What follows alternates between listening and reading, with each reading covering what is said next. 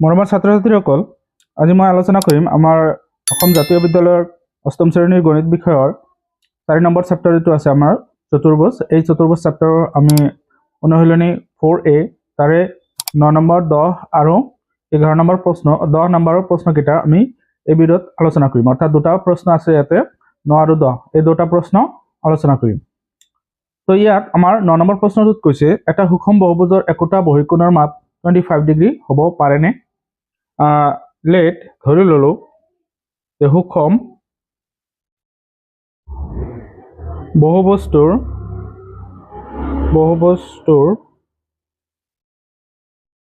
বাহুৰ সংখ্যা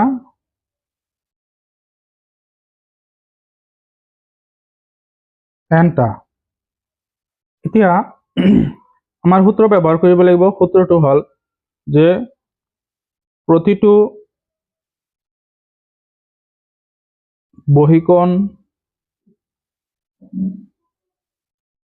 বহিকোণৰ মাপ সমান 360 ডিগ্ৰী ডিভাইডেড বাই n। তেতিয়াহ'লে ইয়াত যদি হেৰি কৰোঁ, আমি মানকেইটা বহাই দিওঁ। ইয়াত যেহেতু আমাৰ বহিকোণটো কিমান দিয়া আছিলে, বহিকোণটো আমি লিখি লওঁ। বহিকোণ আছিলে কিমান 25 ডিগ্ৰী। এইটো হ'ব পাৰে নে নাই সেইটো পৰীক্ষা কৰিব দিছে। তেতিয়াহ'লে আমি বহিকোণটো বহাই দিওঁ ইয়াতে, যেহেতু ইয়াতে বহিকোণ লিখা হৈছে 25 ইকুৱেল 360 ডিভাইডেড বাই n। তো ইয়াতে n যদি এইফালে আহে পূৰণ হ'ব, 25 ইনটু n ইকুৱেল 360। তাৰপিছত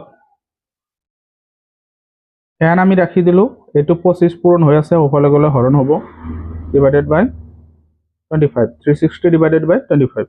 তো 5 এৰে কাটিলে ইয়াত 5 বাৰ হৰণ যাব, ইয়াত 5 এৰে কাটিলে যাব 7 বাৰ আৰু 2 বাৰ।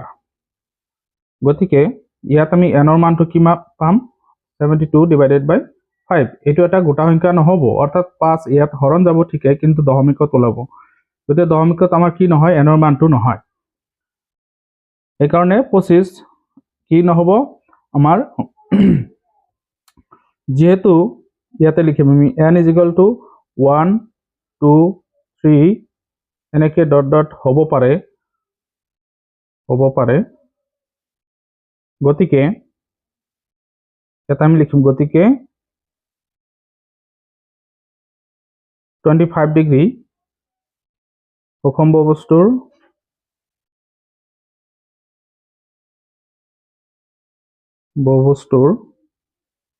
বহিকোণ নহয়।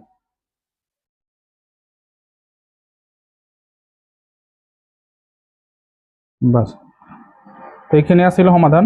এতিয়া আমি 10 নম্বৰ প্ৰশ্নটো সমাধান কৰিম। 10 নম্বৰ প্ৰশ্নত কৈছে তলৰ প্ৰতিটো ক্ষেত্ৰত x ৰ মান উলিয়া।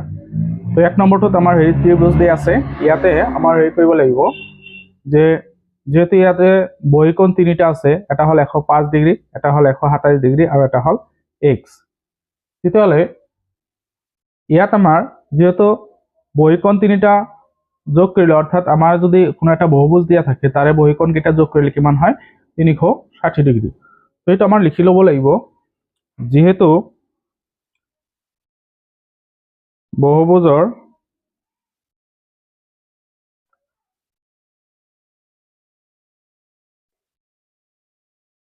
বহিকোণ কেইটাৰ সমষ্টি 360 ডিগ্ৰী। এতিয়া ইয়াতে বহিকোণ তিনিটা কি কি দিয়া আছে সেইকেইটা আমি ইয়াতে যোগ কৰি দিম। গতিকে 105 যোগ 127 যোগ x ইকুৱেল টু 360 ডিগ্ৰী। ইয়াৰ পিছত আমি এই দুটা যোগ কৰি দিম। 5 আৰু 7 12 2, হাতত 1, 0 আৰু 2 2, হাতেৰে 3, 1 আৰু 1 2 যোগ x ইকুৱেল 360। এতিয়া আমি 232 সোঁফালে দিম, এইফালে যোগ হৈ আছে, সোঁফালে গ'লে বিয়োগ হ'ব। 360 ডিগ্ৰী মাইনাছ 232 এতিয়া x ইজ ইকুৱেল টু আমি মাইনাছ কৰি দিম এইখিনি। ইয়াতে আমাৰ হেৰি হ'ব 360 232 শূন্যৰ পৰা 2 বিয়োগ নহয়। এতিয়া ইয়াৰ পৰা এক ধাৰ ল'লোঁ, 10ৰ পৰা 2 গ'লে 8, ইয়াত ৰ'ল 5, 5ৰ পৰা 3 গ'লে 2, তো ইয়াতে ৰ'ল 3, 3ৰ পৰা 2 গ'লে 1, 100 কি থাকিব 28 ডিগ্ৰী থাকিব, 128 ডিগ্ৰী এক্সৰ মান হ'ব এইখিনি। এইটো আছিল আমাৰ 1 নম্বৰ। এতিয়া আমি 2 নম্বৰটো কৰিম।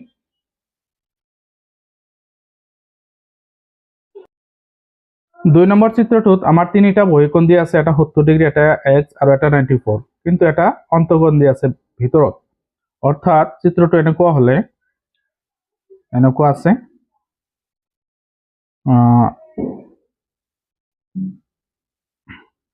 এইটো এনেকুৱা বঢ়াই দিয়া আছে। ইয়াত আছে 92 আৰু ইয়াত আছে 70, ইয়াত আছে 94 আৰু ইয়াত x আছে। এতিয়া ইয়াতে 92 আছে, কিন্তু এইটো কোণ কিমান হ'ব এইটো লাগে আমাৰ। তো ইয়াত এই দুটা মিলি 180 ডিগ্ৰী, কাৰণ এইটো এটা সৰল কোণ, সৰল ৰেখাৰ ওপৰত অৱস্থিত। তেতিয়াহ'লে 180ৰ পৰা আমি 92 যদি মাইনাছ কৰোঁ, তেতিয়াহ'লে আমি এই বহিকোণটো পাম। তো আমাৰ এইখিনিৰ পৰা আমি লিখিব পাৰি, যেহেতু বহিকোণ কেইটাৰ সমষ্টি কিমান হ'ব 360 ডিগ্ৰী, গতিকে আমি এইখিনি লিখি ল'ব লাগিব। যেহেতু বহুভুজৰ বহিকোণ কেইটাৰ সমষ্টি 360 ডিগ্ৰী, গতিকে আমি লিখিম বহিকোণ কেইটা কি কি আছিলে। এটা হ'ল 70 ডিগ্ৰী আৰু এটা হ'ল 94 ডিগ্ৰী আৰু এটা হ'ল x আৰু এটা কি হ'ব 180 ডিগ্ৰী মাইনাছ 92 ডিগ্ৰী। 180ৰ পৰা আমি যদি এই কি কৰোঁ, আমি 92 বহিকোণটো অন্তঃকোণটো বাদ দিওঁ, তেতিয়া আমি বহিকোণটো পাম ইকুৱেল টু 360 ডিগ্ৰী। ইয়াত আমি এই দুটা যোগ কৰি দিওঁ, 70 ডিগ্ৰী প্লাছ 94 ডিগ্ৰী, এইটো আমি পিছত যোগ কৰিম, এইটো আগত উলিয়াই লওঁ। ইয়াত 180ৰ পৰা যদি আমি 92 বাদ দিওঁ, তেতিয়াহ'লে কিমান থাকিব, আমি মাইনাছ কৰি লওঁ, 180 মাইনাছ 92। ইয়াত এক ধাৰ কৰিলে 10ৰ পৰা 2 গ'লে 8, ইয়াত 17ৰ পৰা 9 গ'লে 8, 88 থাকিব ইকুৱেল টু 360 ডিগ্ৰী। এতিয়া আমি এই তিনিটা যোগ কৰিম, তেতিয়াহ'লে যোগ কৰিলে কিমান হ'ব আমি যোগ কৰি লওঁ, 709488, 8 4 8 12, 12 2 হাতত 1, 7 9 16, 16 আৰু 8 24, 24 1 25, অৰ্থাৎ 252 degree plus x equal 360 degree. এতিয়া x is equal to 360 minus 252, তেতিয়াহ'লে ইয়াতে আমি কি পাম, x ইজ ইকুৱেল টু আমি মাইনাছ কৰিলে 360 মাইনাছ 252, ইয়াত 8 থাকিব, ইয়াত 0 হ'ব, ইয়াতে 108 ডিগ্ৰী, এক্সৰ মান হ'ব 108 ডিগ্ৰী। 3 নম্বৰ চিত্ৰটোত দিয়া আছে আমাৰ, ইয়াতে 40x x আৰু 60 60 60 দুটা বহিকোণ, তেতিয়াহ'লে অন্তঃকোণ, এই অন্তঃকোণটো কিমান হ'ব, এইখিনি কিমান হ'ব আমাৰ উলিয়াব লাগে। এতিয়া কথা হ'ল, এই যিটো সৰল ৰেখা, এই সৰল ৰেখাৰ ওপৰত এইটো কোণ আৰু এইটো কোণ গঠিত, এইটো কোণ আৰু এইটো কোণ গঠিত, অৰ্থাৎ এইখিনি এই দুটা মিলি হ'ব 180 ডিগ্ৰী, কাৰণ সৰল কোণ, এই দুটা মিলি হ'ব 180 ডিগ্ৰী। অৰ্থাৎ 180ৰ পৰা যদি আমি 60 বাদ দিওঁ, তেতিয়াহ'লে আমি এই অন্তঃকোণটো পাম।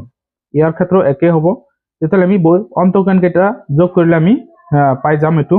এতিয়া কথা হ'ল যে ইয়াত এই চিত্ৰটো কেইটা বাহুৰ দ্বাৰা গঠিত, ইয়াত 1 2 3 4 5, 5টা বাহুৰ দ্বাৰা গঠিত, অৰ্থাৎ এইটো এটা পঞ্চভুজ।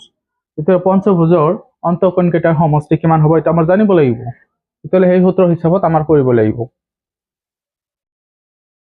যেহেতু n ইজ ইকুৱেল টু 5, অৰ্থাৎ পঞ্চভুজ, n হ'ল বাহু সংখ্যা, তেতিয়াহ'লে ইয়াত অন্তঃকোণ কেইটাৰ সমষ্টি কিমান হ'ব, therefore অন্তঃকোণ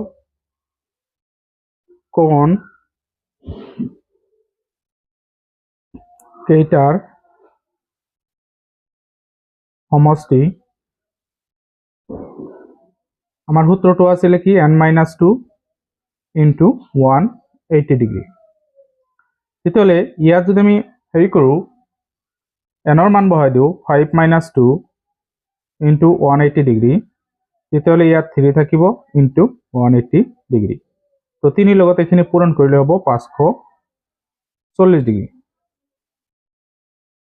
আমি অন্তকোণ কেইটাৰ মাপৰ সমষ্টি উলিয়ালো এতিয়া আমি এই গোটেইকেইটা কোণ যোগ কৰিম যোগ কৰিলে 540 ডিগ্ৰী বুলি আমি লিখিব পাৰোঁ এতিয়া অন্তকোণ কেইটা কি আছে আমাৰ ইয়াতে অন্তকোণ কেইটা আছে এইটো লাইনতো দিব পাৰিলো হয় এতিয়া আমি লিখি লওঁ অন্তকোণ কেইটাৰ সমষ্টিটো আমি পালোয়ে এতিয়া অন্তকোণ আছে ইয়াতে 40 plus x plus x plus 180 degree minus 60 plus 180 degree minus 60 equal to 540 degree অর্থাৎ দুটা বাহিৰৰ কোণ আছিল তেতিয়াহলে 180 পৰা বাহিৰৰ কোণটো বাদ দিব লাগিব সেই কাৰণে দুটা লিখিছো এতিয়া 40 ডিগ্ৰী প্লাস x দুটা যোগ কৰিলে হ'ব 2x প্লাস ইয়াৰ পৰা আমি কিমান পাম 120 যোগ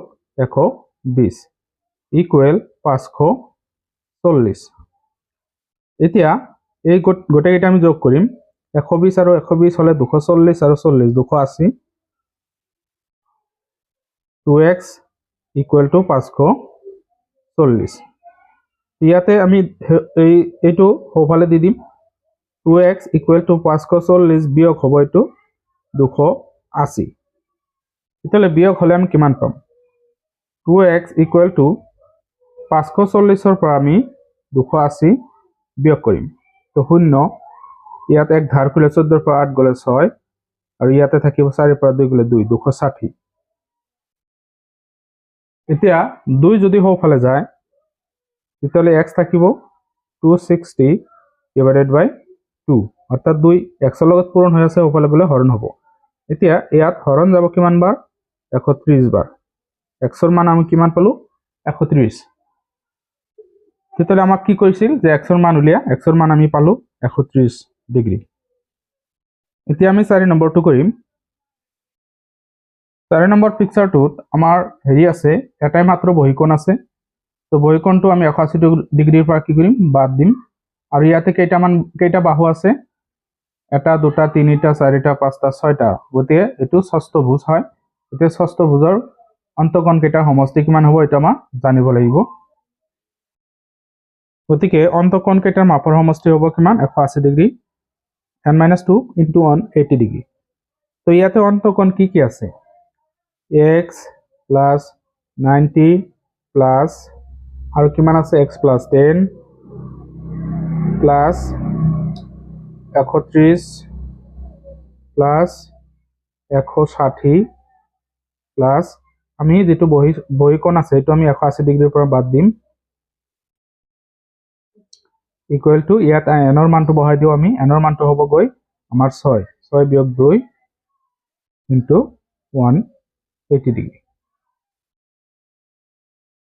তাৰ পিছত ইয়াত আমি x কেইটা যোগ কৰি দিও x আৰু x যোগ কৰিলে 2x হ'ব প্লাস 90 আৰু 10 কিমান হয় 100 তো 100 হলে আৰু 130 তেতিয়াহ'লে 230 আমি এইটো আৰু এইটো যোগ কৰিলো প্লাস 160 প্লাস ইয়াত যদি আমি বাদ দিও 180 পৰা 50 বাদ দিলে 130 হ'ব ইকুৱেল টু 4 ইনটু 180 ডিগ্ৰী ইয়াত 6 ৰ পৰা 2 গলে 4 আৰু এইটো পূৰণ হ'ব এতিয়া 2x প্লাস এখানে যোগ কৰি দিও 230 আৰু 130 360 আৰু 160 তেতিয়াহ'লে এই কেইটা যোগ কৰিলে হ'ব কিমান হয় এই দুটা মিলি হৈ আছে আমাৰ 360 আৰু 460 120 520 হ'ব তেতিয়া 520 ডিগ্ৰী ইকুৱেল টু 4 লগত এখানে পূৰণ কৰিম আমি 4 0 গুণ 0 4 8 গুণ 32 ৰ 2 4 গুণ 4 1 4 3 7 720 ডিগ্ৰী হ'ব এতিয়া আমি 520 সোঁফালে দি দিও 2x ইকুৱেল টু 720 মাইনাস 520 এতিয়া 2x ইকুৱেল আমি এটো মাইনাস কৰি দিও 0 পৰা 0 গলে 0 2 পৰা 2 গলে 0 7 পৰা 5 গলে 2 তাৰ পিছত আমি এক্স ৰাখি দিলোঁ, 2 সোঁফালে গ'লে হৰণ হ'ব 2, তেতিয়াহ'লে কিমান পাম আমি 100, অৰ্থাৎ এক্সৰ মানটো হ'ব কিমান 100 ডিগ্ৰী। তো এইটো আছিল আমাৰ এক্সৰ মান। তো এইখিনি আছিল আমাৰ এইখিনি এই 10 নম্বৰ প্ৰশ্নকেইটাৰ সমাধান। এতিয়া ভিডিঅ'টো আজি ইমানতে সামৰিছোঁ। যদি আমাৰ চেনেলটোৰ ভিডিঅ' চাই ভাল লাগে প্লিজ চেনেলটো ছাবস্ক্ৰাইব কৰি দিব। ধন্যবাদ।